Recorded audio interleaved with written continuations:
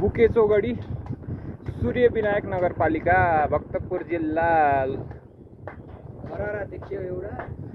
यहाँबाट काठमाडौँ भ्यालीको दृश्य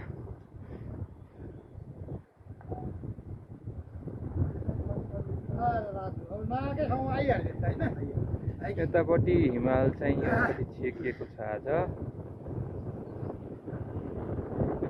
भक्तपुर जिल्ला पर्यो काभ्रे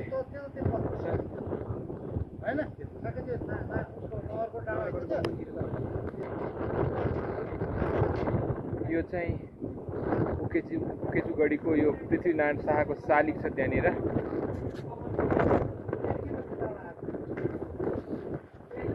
चाहिँ टावर बनाइदिएको रहेछ यहाँ नेपाली सेनाको हस्तान्तरण गरेको रहेछ यो टावर